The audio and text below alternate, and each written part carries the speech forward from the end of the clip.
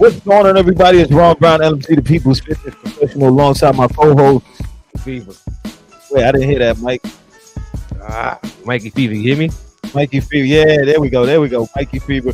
What's going on, everybody? Check us out. Don't forget to comment, like, share, subscribe, all that good stuff. Make All sure that. you also support the super chat. This is going to be a live podcast. This is a podcast. It's just not a YouTube page. It's the podcast. No, it's not. Well, we're on all streaming platforms, etc. We're here with the Brother Norris Turtle Gang in the building. We're getting ready to go into the questions. Before we do that,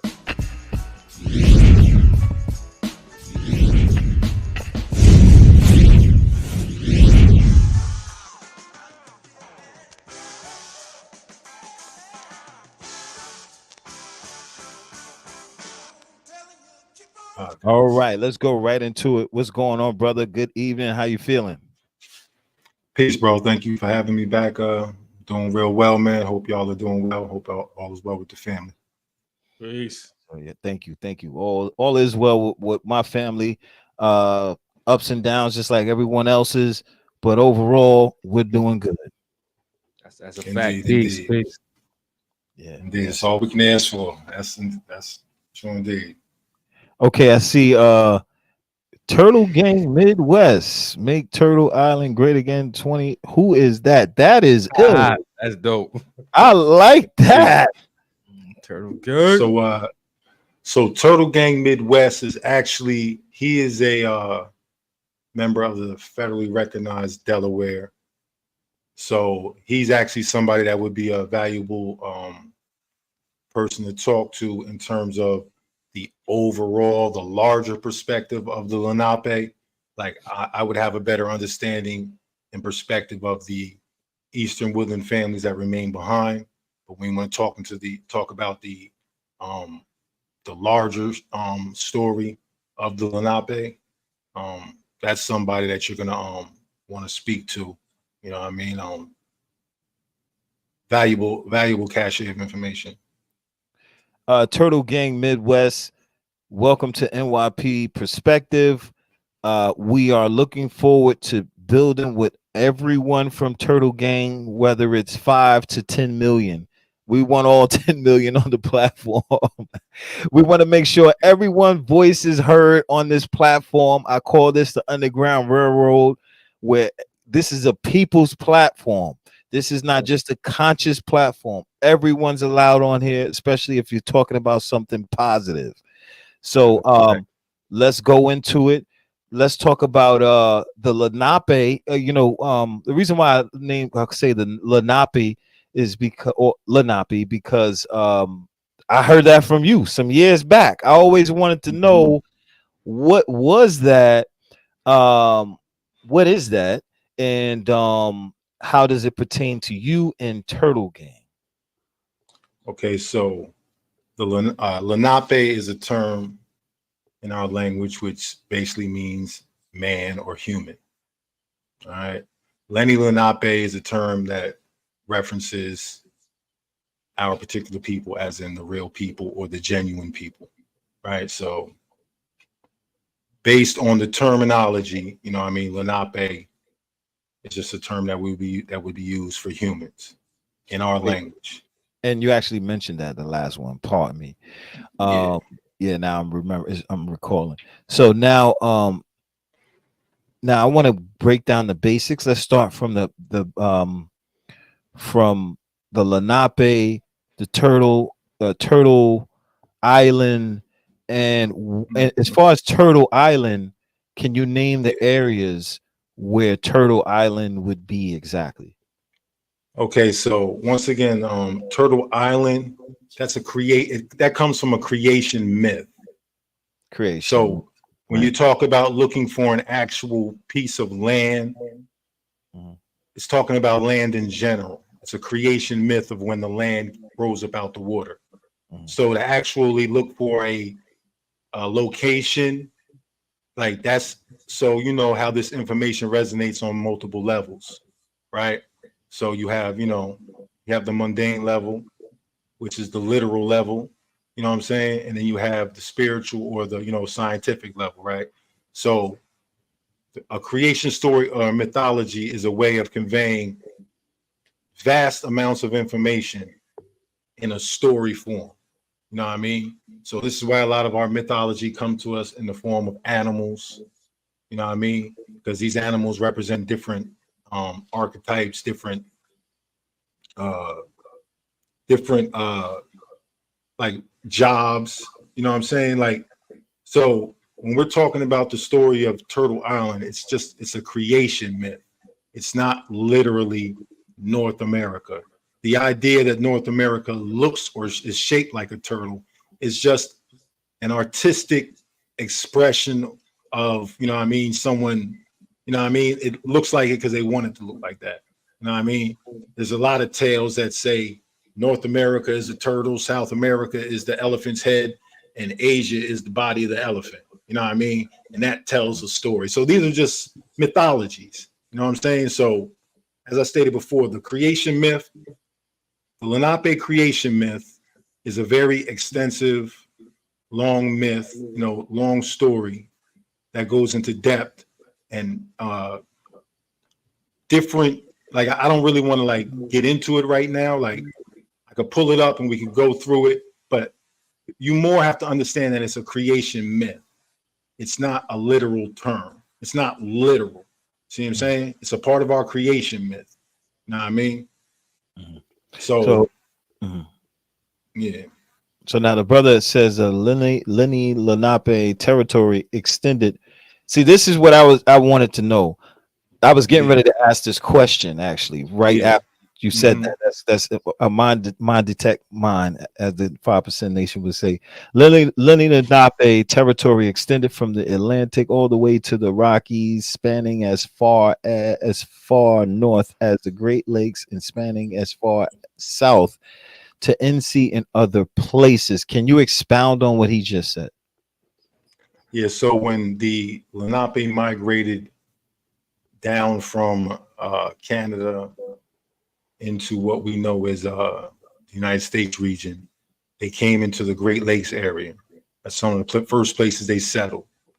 Extended out into the East Coast, into what we call New Jersey, and from New Jersey extended north and south, right, all the way up to Canada, as far up as like the Micmac, and as far south as the Tidewater tribes, the Virginia tribes, the Powhatan tribes, all those tribes. So all these tribes are extensions of the Lenape family, and they're known now by their location places. You know what I mean? But their descent is, they would be like grandchildren of the Lenape. And this idea is also permeated through a lot of the Midwest tribes as well. A lot of these tribes come out of tribes that descend from Lenape. Now, around what time period? I had a question, Rahul. Yeah, go ahead. Go ahead. Yeah. You spoke about the spirituality aspect of it. I'm curious, what are the spiritual practice of the Lenape people? Like, what do you guys practice? You know, outside of the context of religion, outside of religion, though. But you know, all right. So to understand this story is to understand. So a question like that, that's a question that the Lenape today, Turtle Gang Midwest, would be better suited to answer that, because he could speak of the peyote religions and all the religions that they actually practice.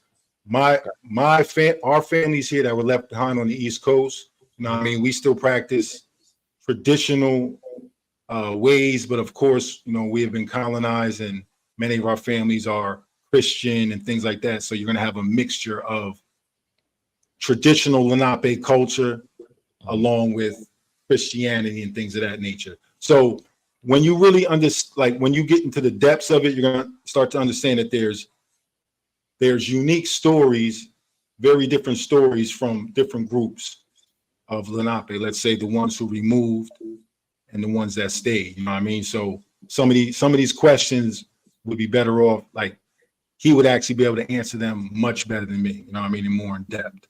You know what I mean? Like, and I'm not gonna mislead you. Like I can speak on this their actual religions. But as he says, the two ceremonies would be the Big House ceremony and the Peyote Big Moon ceremony.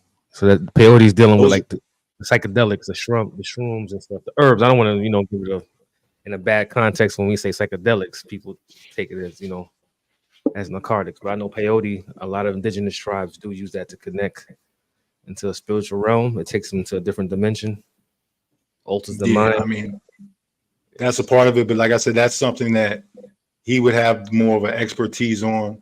And, I would defer to him in terms of being able to get the proper perception, because you have a perception of it, but it's not necessarily the Lenape perception. And that's something like, as people move on and they want to learn more about this information, like what plays a big role in it is your perception and where you get information from. Are you getting third-party information as opposed to first-hand information? So somebody like I said, Turtle Gang Midwest, he's somebody that would have first-hand information on the practices of the Lenape who removed and maintained their ancient ways. The groups I come from, we have maintained a lot of our history and our tradition, but not to the extent, obviously, that they have, their traditions and history. So, like I said, the further you get into this, you'll understand that it's a very unique story, and there's a lot of nuances to the stories. I can best represent my family and the ones that stay behind, and he would better represent the families that removed and retain the greater, the more in-depth history of the Lenape. You know what I'm saying? Got you. Makes sense. So, what would be the difference between like a Cherokee, a Taino, and a Lenape? Were they around the same time? I know Taino is like would be maybe older than the Cherokee, maybe, from what I know.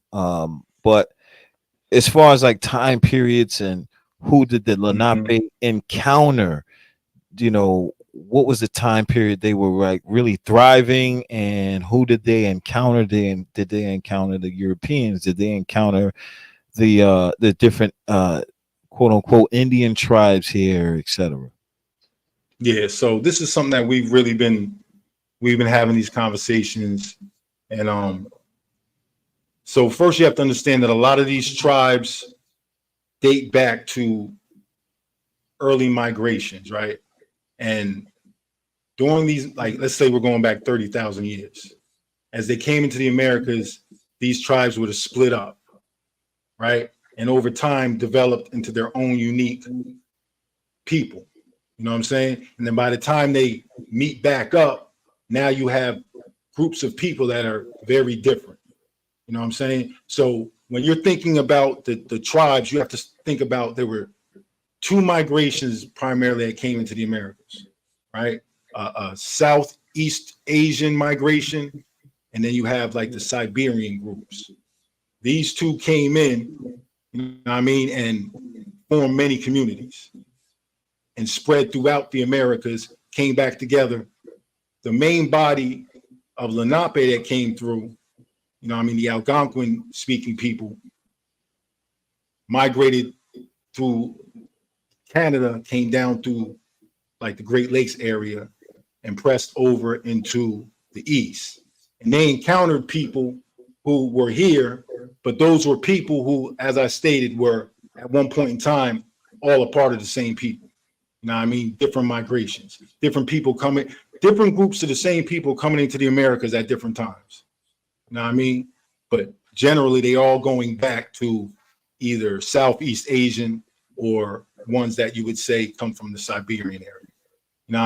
But they're all coming together and populating and interacting with each other for thousands of years and creating different groups. But primarily the Lenape are the progenitors and the eldest of, it's controversial, but primarily of all the groups, the Lenape would be the eldest of all of them. They would be the ones that all these groups are coming out of at different times, just different times in history. That's interesting. Now, another question, the phenotype. So, even though the phenotype whole how I would say the whole phenotype idea comes from a European, really, right?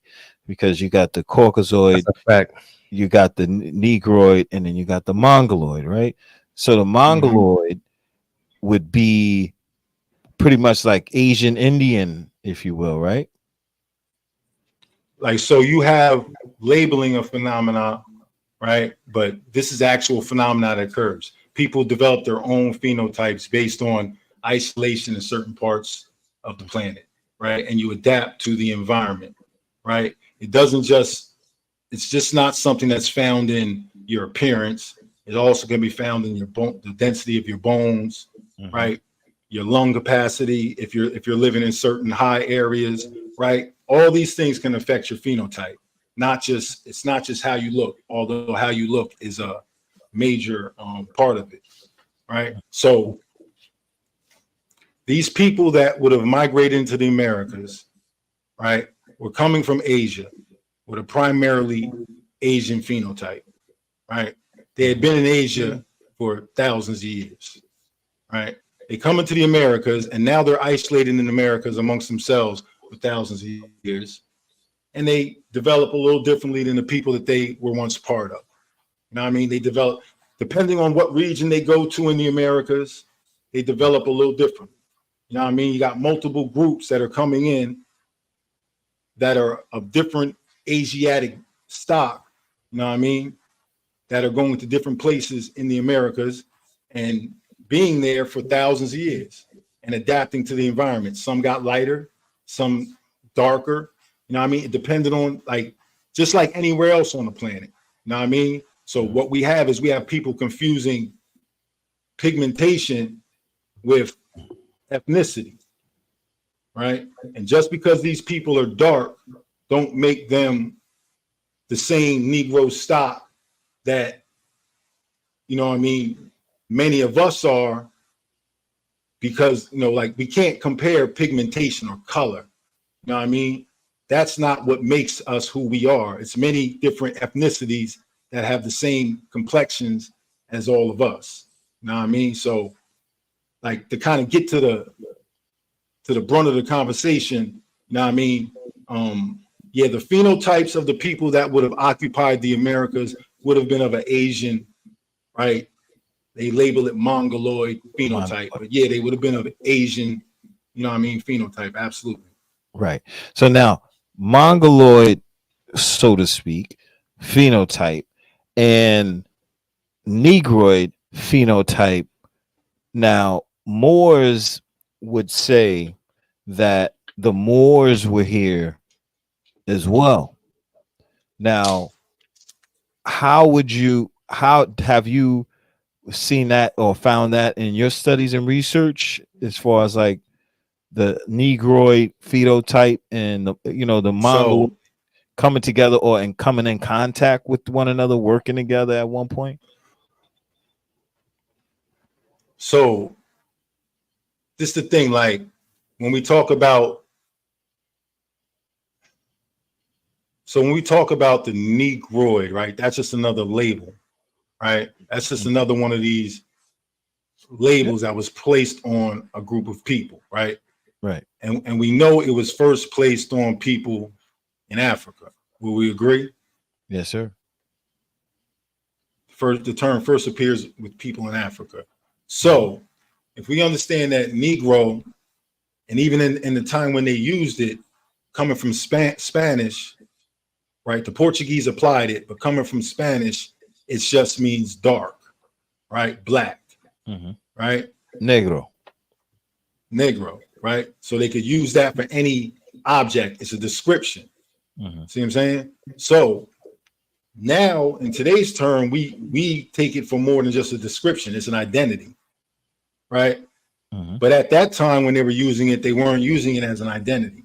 They were describing people. How do we know? Because once they found out who these people were, they called them by their names. So all the tribes that they called Negro or Negro, they eventually found out what their names were. Would you agree? Yes, sir. Yeah. So why do we still identify those tribes as Negro and not now look at them as the identity that they identify themselves with and then see who they are. See what I'm saying? When we use the term Negro, we're using it out of context, because at the time when they were using it, it's a description, not an identity. Now it's firmly rooted in our minds as an identity. Right. You understand? So, right, indeed. So when I'm speaking in layman's terms for people to kind of like follow the conversation. So I totally understand that we are neither nor Negro, black, or color, etc. I understand that. What I'm saying is, okay, let's say if we didn't use the term Negro, but we understand the phenotype that we're talking about, and we're talking about the so-called mongoloid phenotype. What I'm asking is, when did Moors and the Lenape come together, or are the Lenape actually Moors? See, this is the thing. When they say Negro, they don't mean Negroid. When the Portuguese labeled dark Indians Negro, they were saying they're dark. They weren't saying they're Negroid. We're conflating Negro and Negroid. See what I'm saying? Although they have a relationship, they're not. They never said the people here were Negroid.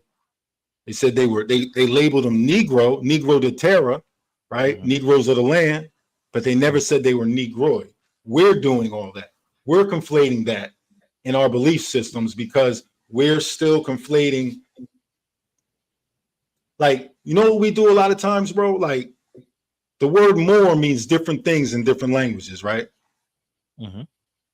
Right? Okay. In one language, it means land, right? Another language, it means people, right? So we'll hear somebody say Moor in a certain language, and we'll apply the definition from whatever language we choose to take it from.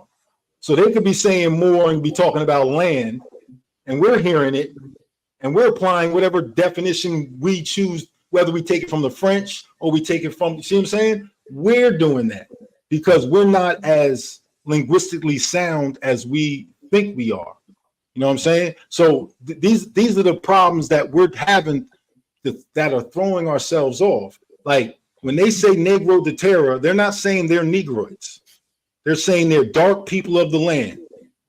And Dravidians are Negro de Terra. They're dark people of the land, but they're not Negroids. East Indians. Right. Can I add to that, God? Yeah.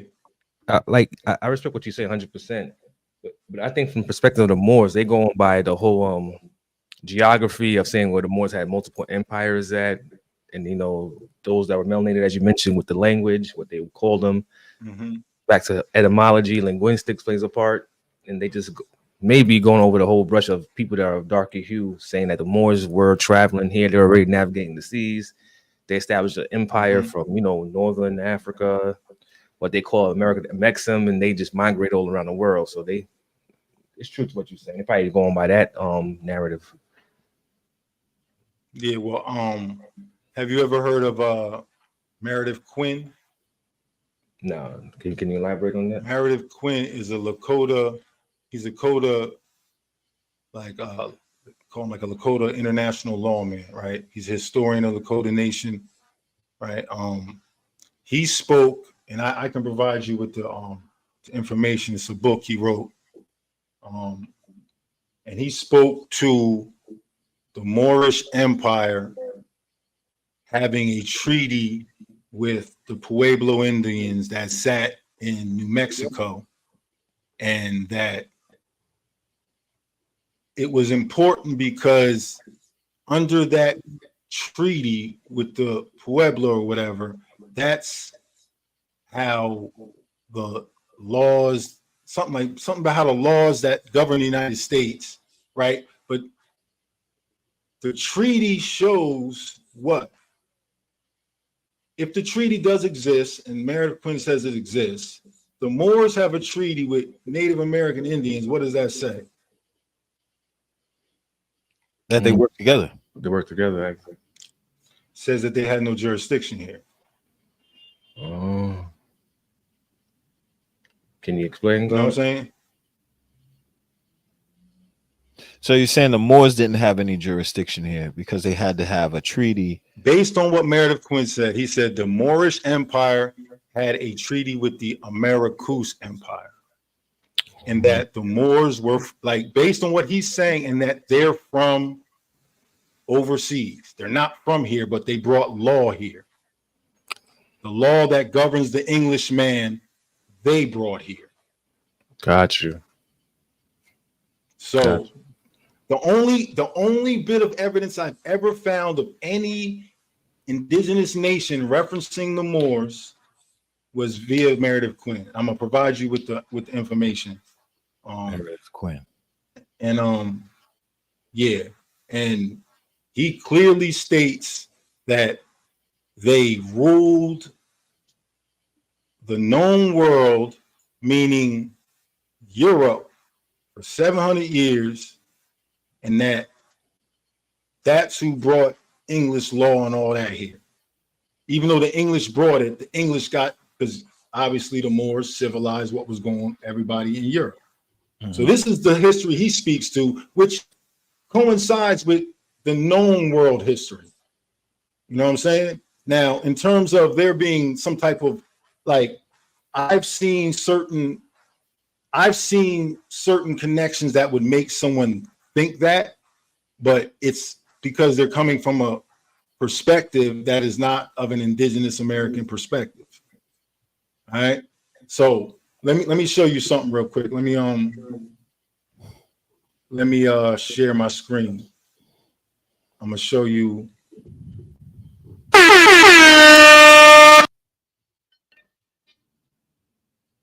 Yeah. All right, so you see this? Mm-hmm. In Peru, the god was called Amaru, in the territory known as Amaru Ka, right? So you would say that's America, right? That's where it comes from, right? So here we go. Many people believe that America is named after Amerigo Vespucci. Hold fast to the idea that the continent was named after the indigenous people of this land. My contention is that this is only part truth. The name America does come from the ancient indigenous people of Peru, but it was a name applied to the territory and that territory alone. The people outside of that territory had their own unique name for the land they occupied. Furthermore, the naming of entire continents is strictly a European concept and done so to place ownership on entire land masses. Our respective ancestors were not concerned with that. Oh, it just went off the screen. I don't know what happened. But it's all good. Can you repeat that one more time? I think he froze up, God. I think he froze up. Yeah. He'll come back up. That's pretty deep, though. Yeah, for sure. That's why I say the history, due to language differences and different perspective, who's written by, a lot of conflation tend to happen, confusion from different perspectives. Of Andean civilizations of South America, huh? This is what it is to them. It froze. It froze up for a bit, huh? I say it froze up for a bit. Oh, but what I was saying is that they're different perspectives in the history, like what's written, and people will have different views and information. Yeah, but this is the people who are responsible for the culture and their views. This is what they say. Got you. See what I'm saying? This is what they say. This is what the people who are still there now and what have historically, that's what their traditions is about. So in mythology of Andean civilization of South America, the Amaro or Amaru, Quechua or Qatari, right? Amara is a mythical serpent most associated with the Tiwanaku and Inca empires in Inca mythology. So once again, thinking the Amaru, like that's the same thing as Turtle Island. It's a mythology, not real. But if your perspective is a third party, external perspective, you're going to think it's what has been packaged to you by colonial and American pop culture. You're going to think it's that. So you're thinking it's really, you know what I mean? When really this is dealing with they religion and they form a spirituality. So the Amaru is a huge double-headed serpent that dwells underground. You know what I mean? Illustrated with the heads of a bird and pumas. Amaru's pyramid motifs, the gateway to sun, all this is dealing with their religion, right? So the people called themselves the Quechua. They didn't call themselves Americans.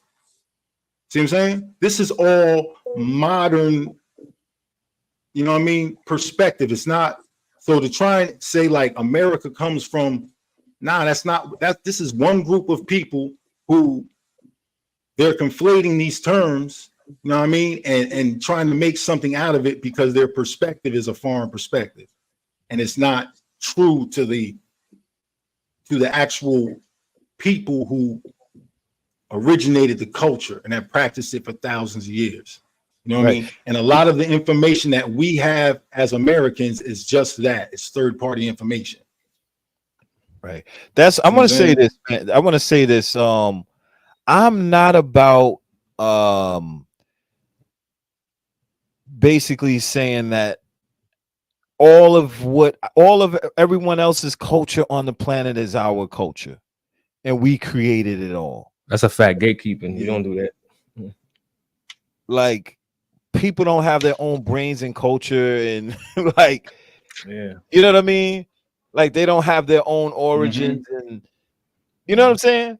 Like, I'm not for that. You know what I'm saying? Like, everyone has the right to their own culture and creation and history and contributions to the world and civilization. Lick a shot to that, bro. That's a fact. I got them right now, bro. No, I agree with what you said, because that's what I was saying to what I was adding on. He's saying the people from that part, they speaking who's living the culture are speaking from their perspective. It's just like so many people have stories, like the people who are there telling theirs, like, listen, we're living it. We in it. We inbred in this. Is what's passed down to us through tradition. The outsiders, you know, they gather information from a little bit that they hear. Things get lost through translation. So you got to go back to the source to get that. So I respect that. You know what I'm saying? So to take it back, you already explained you already explained Moors didn't have jurisdiction, which means that according to this document from Meredith Quinn, which would be proof of the Moors not having control of the Americas. Is that what you're saying? I don't think there's ever been any significant evidence of Moors have anything more to do but have treaty with the United States. You know what I'm saying? Like, I don't think there's any documented proof of any group that identifies as Moors, right? I think like even that's like a vague term. You know what I mean? Because like, are we talking about the Moroccan Empire under which, you know what I mean, caliphate? Under who, you know what I mean? Under what leadership? You know what I mean? Like, are we identifying that? Because Meredith Quinn can identify which leadership, you know what I'm saying, which caliphate. He's got all that information in there. This is information I had released years ago on like Instagram, probably about 10 years ago, 15 years ago. You know what I mean? Like little clips of it. You know what I mean? But he speaks on the caliphate, and he speaks on how much on the exact price that Granada was sold for. You know what I mean? Like all of that. You know what I mean? So he's bringing details to the table, speaking on a treaty with the Moors. You know what I'm saying? With whatever Moorish group there was, and he says where the treaty is, and he even said it was written in a Coptic language. You know what I'm saying? So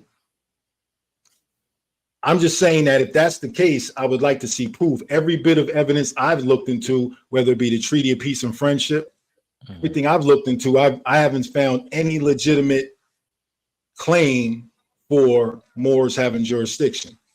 You know what I'm saying? Not to say that they don't have trade, and not to say at some point people of Moorish ancestry didn't come and intermix with natives, because I can speak on that as well. I can speak on the Delaware Moors and exactly who they were and who they weren't. You know what I'm saying? So let's go into that. Okay, so let me share my screen.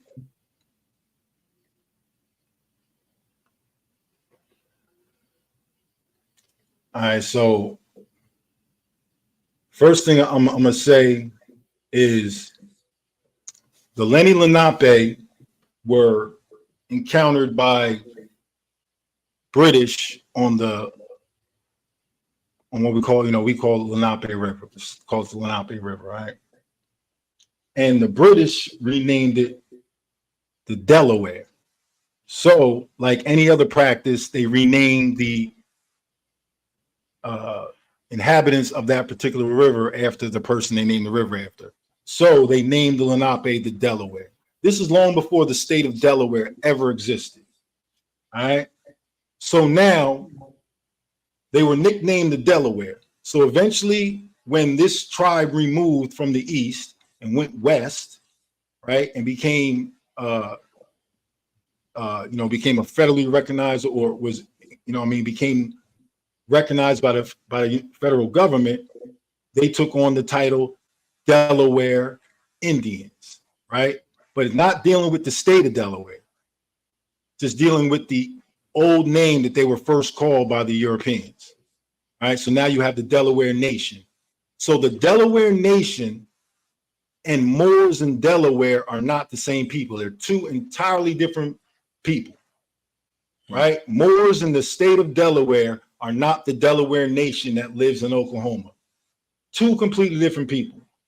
What people are getting confused is that Moors that lived in Delaware, who were descendants of shipwrecked Spaniards who identified as having Moorish ancestry, right, intermarried with some Nanticoke families who are part of a greater Lenape community.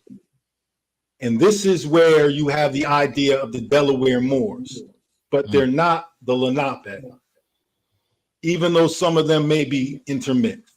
So here is, it's called the Moors of Delaware, a look at a triracial group. Now, this is an old report that came out.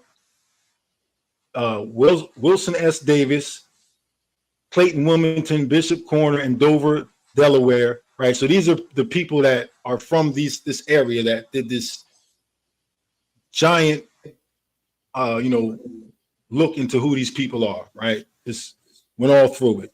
So here we go. A look at a triracial group. An intermingling of races is one of the products which occurred with the early European exploration and settlement of the North American continent. Stemming from these earlier interminglings, there exists within the eastern United States in number totaling between 50,000 and 100,000 persons, a variety of surviving localized strains of mixed blood peoples. Those called the Moors or the Delaware Moors are a group of such descent. Now, let's not get confused. It's saying 100,000 persons, but it's not saying the Delaware Moors are 100,000. It's saying they're one group of such, right? In June 1953 article, the geographer Edward T. Price mapped the location of the chief's population of racially mixed groups in the eastern United States. Through the particular geographic distributions of these groups, Price indicated how environmental circumstances such as swamps or inaccessible and barren mountain country favored their growth. Many of the groups are located along the tidewater of the Atlantic and Gulf Coast, where swamps, islands, or peninsulas have protected and kept alive a portion of the aboriginal blood which greeted the first white settlers in these shores. Other pockets of these groups are located further inland in the western Piedmont area, backing up against the Blue Ridge and Alleghenies.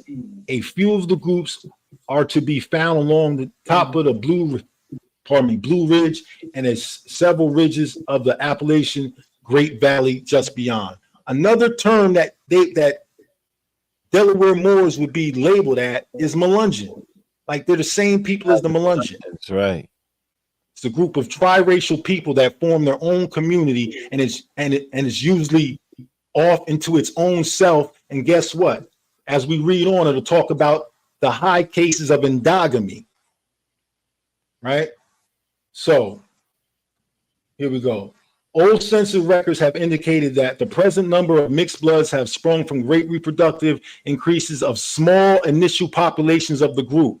The predominance of a limited number of surnames within each group at present is in line with such a conclusion, and it also indicates their high degree of endogamy, resulting from the intermediate status and their relative geographical isolation from the mainstream population. Characteristics of generally lower education and income levels, as well as large families, tend to further mark the racially mixed groups of members of the more backward section of the American nation.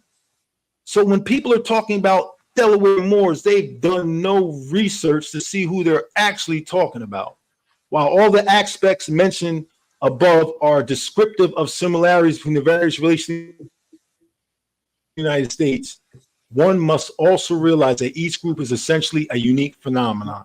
Each one stems from a particular intermixture of races and is related to a specific locale, with recognition of the groups crystallized by a name applied either by the group itself or by the people surrounding them in their region. The phenomenon which Price noted as common denominators in this analysis of racially mixed groups generally hold true to the people called Moors, who reside in the Kent and Sussex counties of Delaware and across the Delaware Bay in southern New Jersey.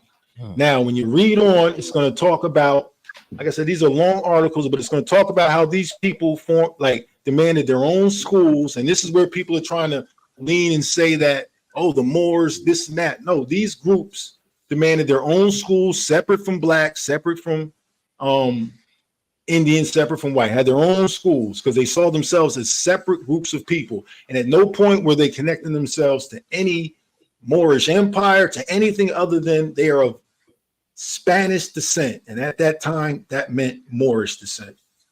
But people are taking advantage of conflated concepts to try to push an agenda. And I don't say this to disparage any Moors who are actually doing the work, you know what I mean, in the temples, but this is not what that is, right? There's an indication that Cheswold was not the initial settlement area for the group of Moors. Informant Wilson Davis, a Delaware Moor, stated that the Moors of Cheswell originally lived 10 miles to the northeast in Woodland Beach, a more marshy area along the Delaware Bay. According to Mr. Davis, the Moors moved to farm further inland and to settle in Cheswold during the last quarter of the 19th century as a result of a large storm which inundated much of the land surrounding Woodland Beach. The Moorish areas in Sussex County, Delaware, and the southern New Jersey are in more sparsely populated rural regions. In both regions, the landscape is covered by truck farms or dense pine forests, and neither area is crisscrossed by major traffic routes. So this is who the Moorish communities actually were. And some of them did intermarry with the Nanticoke as well as the Lenape. Now, at one point in time, the a group known as the Nanticoke Lenape were known as the Delaware Moors. And the reason they took on the title Delaware Moor is because of what the Moors had fought for, because some of these families were a mixture of, of Moors and of native families.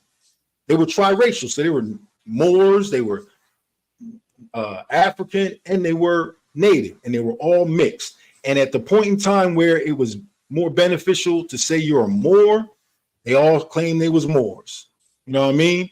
And then when it was more beneficial to say they're Negro, they was Negro. You know what I'm saying? Like, how do we know? My tribe, the Sandhill Band Lenape, are the ones that helped them shed the name and take on their actual tribal identity. And they are now a state recognized tribe called the Nanticoke Lenape of southern New Jersey. But they were once known as the Nanticoke Moors because they were parts of their families were descendants of those families. You know what I mean? I did an interview with the historian, Reverend John Norwood, a historian of the Nanticoke Lenape, and he tells the exact same story of, you know what I mean, what happened. Like, it's well known amongst those communities. It's only something that certain groups have tried to exploit, you know what I mean? And because I was familiar with the information, I stood against many of these people when they were trying to push these narratives. You know what I mean? But you can, like, I'll leave the link up here for you. You can go through it. There's all types of supporting information. All the sources are in this article, and you can do all the research you want to validate what it is I'm showing you. You know what I mean? Like, this is old information. Look at this. This is all the sources you can go to. This is old information. It's just being misrepresented by people who want to push an agenda.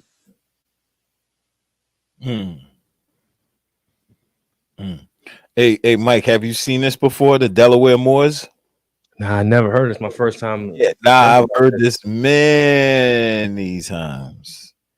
I heard the other ones they speak of, like the brutish Moors and everything else, but this is new to me, and I respect it. Like, it's learning for me, basically, man. This is beautiful, man. I want to put this up. The shipwreck theory was mentioned in the book.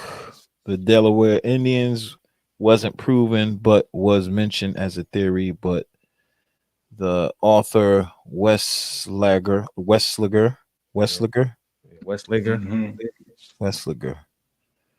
right, okay. So this is wrong. But that what you just did was drop a bomb. Hold on, where's the bomb? No, that's the shots. All right, whatever. It's all good. But that was very informative right there, because like when I always heard Delaware Moors, I'm thinking the Moors, but I also knew about the Melungeons and them being like pretty much like a biracial group of people. I believe Abraham Lincoln was one Melungeon, right? Yeah, I think something like one. Yeah, I think it was Abe Lincoln. Yeah. No, it wasn't Abe. Yeah, I would say it would be safe to say he was a Melungeon. He was. I believe Abe Lincoln was a Melungeon. Okay. Yeah. See, this is the thing. Melungeon is triracial. I could be labeled Melungeon. Right. See what I'm saying? But a lot of it has to do with how your community develops. So a lot of these terms, if you develop out in the over the years. Yes, absolutely. And this is why we're thinking they're talking about, like, Jackson whites is another term. Jack was a term for black people, right? Jacks and whites became known as Jackson whites. You know what I'm saying? So you hear about a group of, are they indigenous? What are they? And they're up in the mountains. They don't call them Melungeons, they call them Jackson whites in Jersey. See what I'm saying? And it's speaking to a history in a community.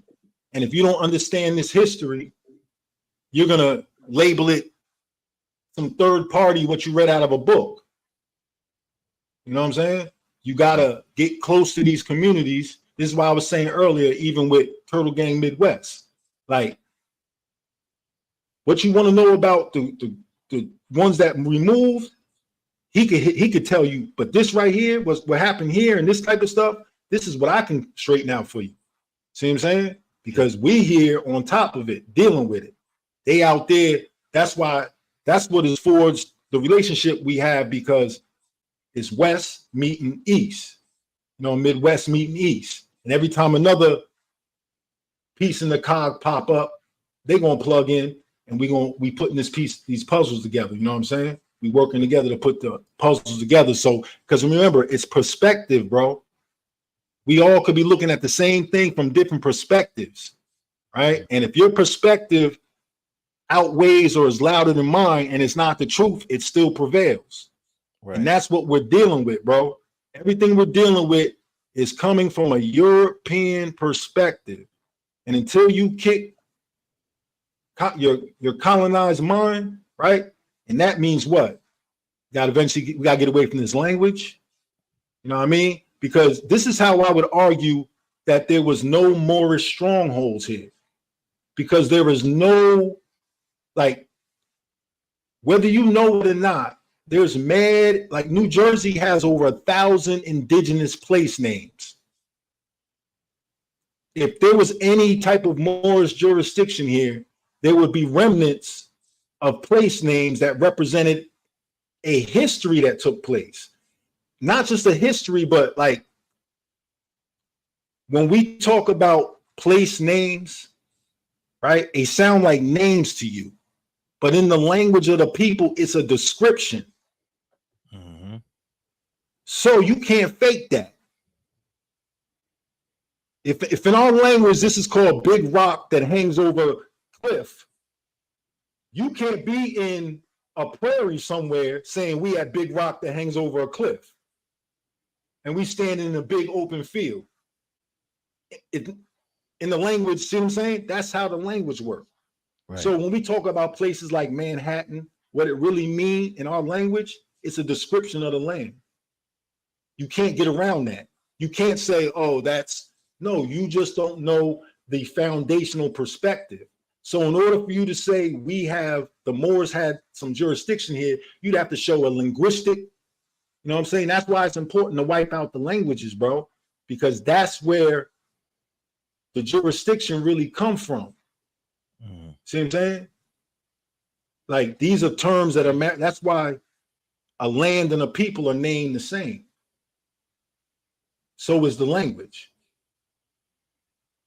Right. See what I'm saying? So you have to show me all these, whatever language the Moors spoke, exclusive to the Moors, you'd have to show me we can show you all these Algonquin place names. We can show you all these Siouan place names, all these Muskogee place names, right? All these Andean place names. Amaruka is one of them.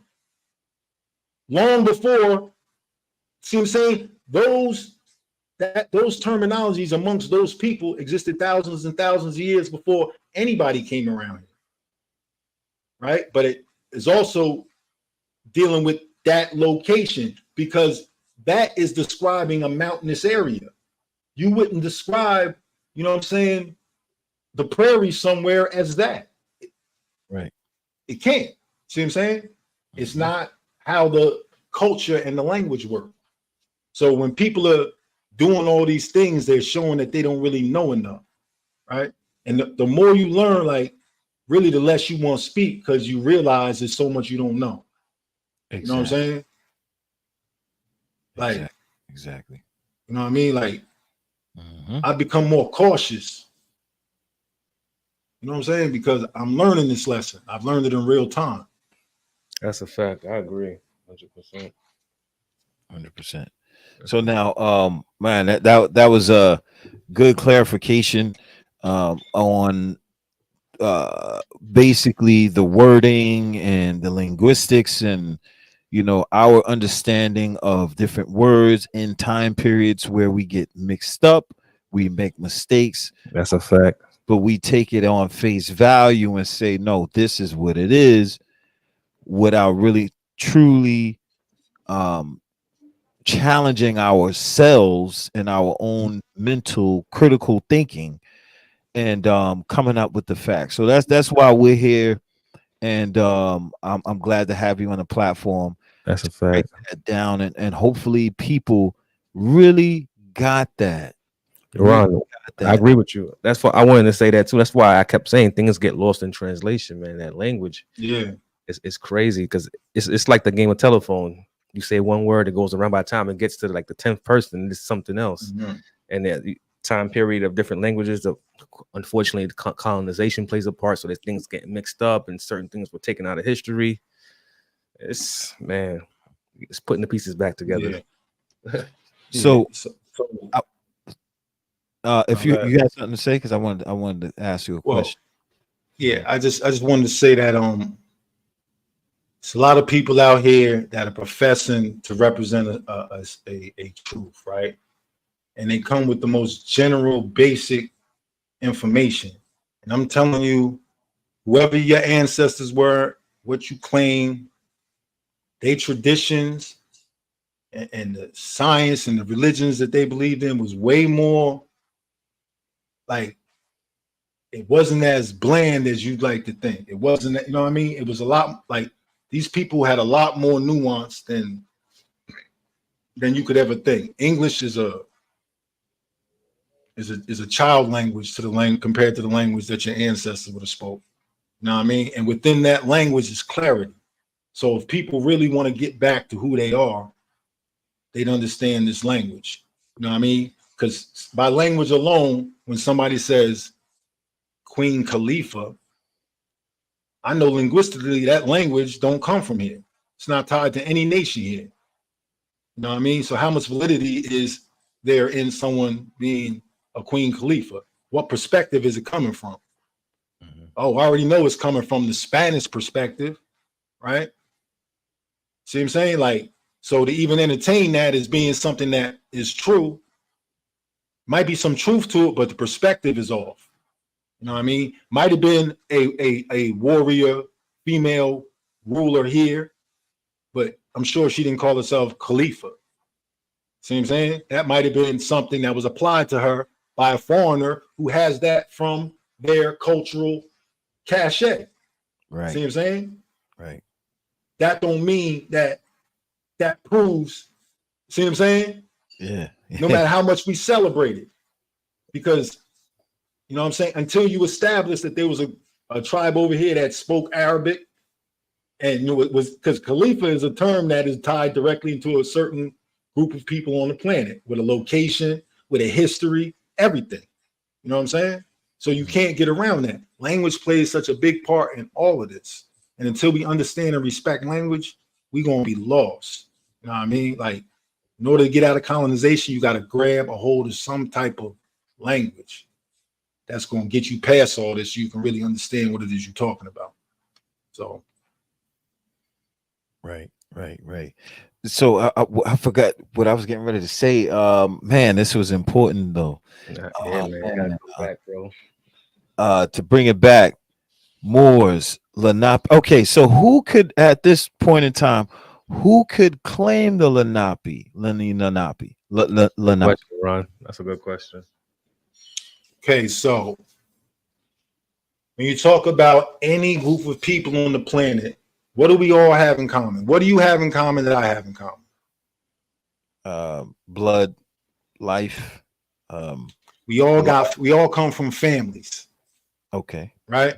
We all come from families. And I said this before. If we stop thinking of people as Cherokee, as this, as that, think of them as families. Now, what are those families connected to? Right? Lineage wise. Oh, these families are connected to the Cherokee Nation, to the Lenape Nation. So you're asking me, how do you, or what makes you, or how it's your family. It's your family lineage. If your family connects back to that, right? Depending on whatever criteria that particular nation goes by, you know what I'm saying? Many of them have different ones, right? That's what qualifies you to be a part of something. It's family. It's not, I want to join something. You know what I mean? Now, are there ways to be adopted into nations and all that? Yeah, all type. You know what I mean? It's like any other thing. Can you get cool with a family and they adopt you into a family? Yeah. You know what I mean? But we got to think of this stuff more in terms of families who hold traditions. And the traditions they hold are ancient. You know what I'm saying? And they serious about it. So if you are connected to it or you want to be a part of it, you have to be able to actually show and prove. You know what I mean? And then you have to be able to come humble so you can find your place within that family. Everybody ain't grandma's favorite grandchild. See what I'm saying? Everybody ain't the firstborn grandchild. You know what I mean? You got to find where you are, what your purpose is, and what you bring to the table, how you can serve your nation, if that's the case, if you want to reconnect. You know what I mean? But it's not about what's the criteria is what family do you belong and what blood ties do they have. That's the only, you know what I'm saying? Anything else would be like adoption or, you know, there's other ways to go about it, but I'm assuming you're talking about actually tying back into, I'm trying to let you know it's a family thing. It's your family. You know what I mean? How do you tie back into your family? You just acknowledge it. You know what I mean? The problem is we've been separated from much of our family. You know what I'm saying? So that's a part of the journey. Right. Well, thank you for coming out this evening, brother. We want to have you on at least twice a month to talk about the same subject matter. If you could bring the other brother Midwest up here as well. Yeah. I'll bring them up next From time. the indigenous tribes, the Lenape can come up here, state their claim, deal with us up here anytime. You know, just like I said, twice a month, that'll be peace to make sure you're heard and your people are heard. Absolutely. Thanks for coming out this evening. Everybody, check it out, man. Super chat. Make sure you support the super chat. Yeah, super chat. Super chat. What else? On the audio, there's a monthly subscription to help us out. $3.99. Yes. That's beer money. Also, like, comment, share, subscribe. We out. And we're out.